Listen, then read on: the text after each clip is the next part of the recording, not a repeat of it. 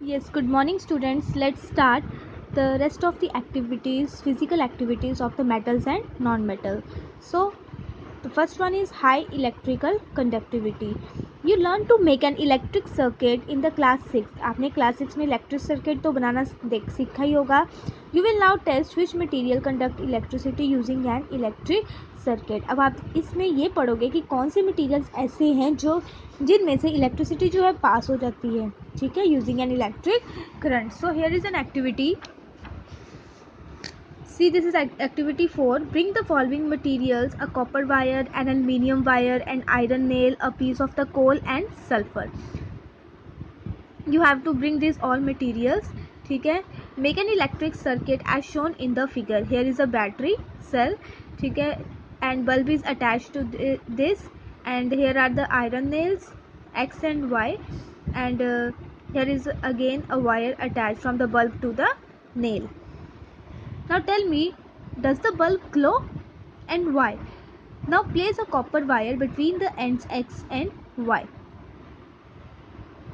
अब आपको एक कॉपर वायर लेनी है, ठीक है, और उसको जो है एंड्स एक्स और वाई से इस तरीके से आपको जोड़नी है. What does this indicate? ये क्या इंडिकेट करेगा? क्या बल्ब ग्लो होगा? ऑब्वियसली एक बल्ब जो है वो ग्लो होगा. Is copper a good conductor of electricity? अब क्योंकि अब ये कॉपर वायर्स क्या करेंगी, अपने में से करंट को पास होने देंगी, जिसकी वजह से क्या होगा, ये बल्ब ग्लो करेगा. तो यहाँ से हमें पता लगेगा copper is a good conductor of electricity. Now remove the copper wire and test the other materials one by one. अब आप कॉपर वायर को हटा के इसकी प्लेस पे और दूसरे जो आपने मटेरियल्स कलेक्ट किए उनको लगा के देखना. Note down your observations. What do you conclude? Okay, so what are the good conductors of electricity? Materials which allow the electric current to pass through them are good conductors of electricity, and silver is the best conductor of electricity.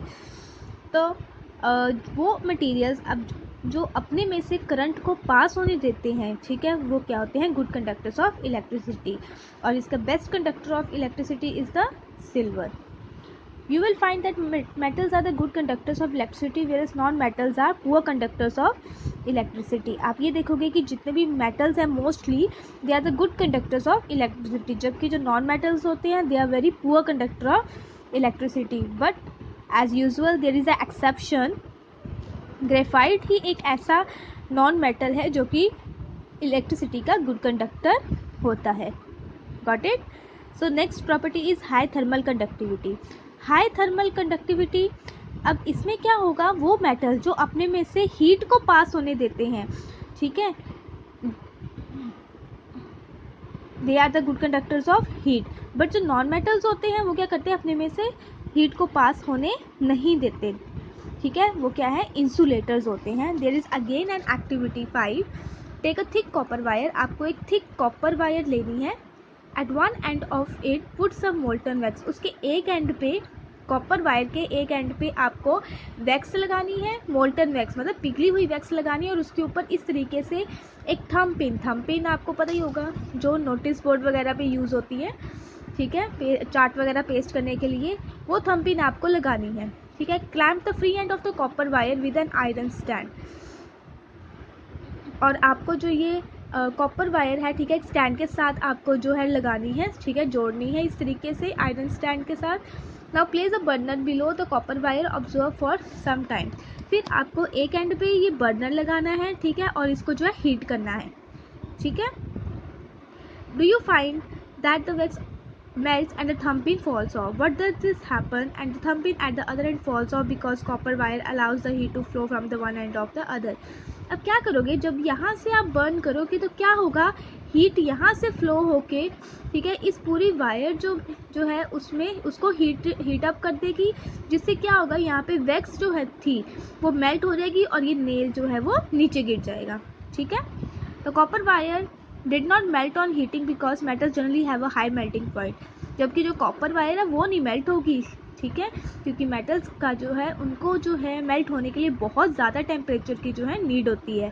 They do not melt easily even after heating for quite a long time. काफ़ी लंबे समय तक अगर इनको आप heat करोगे तो भी ये मेल्ट नहीं होगी. Our next property is brittleness.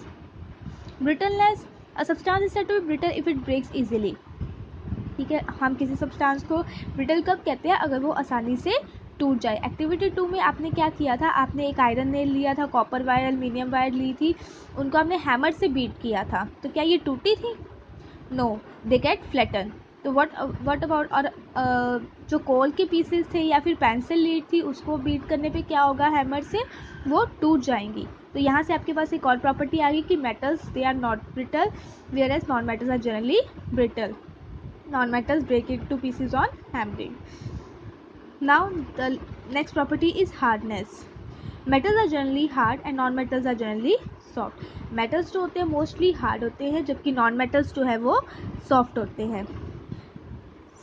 For this you have another activity. Try to cut a piece of the copper wire. Can you cut it very easily or is it hard to cut? Also try to cut an aluminium wire and iron nail. Do you find metal soft or hard? अब आप copper wire लो या aluminium wire, इस तरीके से और भी metals लो, उसको cut करने का ट्राई करना, क्या वो इजीली जो है कट हो जाते हैं? ठीक है, यहाँ से आपको पता लगेगा कि जो मेटल्स होते हैं वो इजीली कट नहीं होते because they are hard. Okay, and non metals जो है, ठीक है, they can be easily cut out, so they are soft. That's it.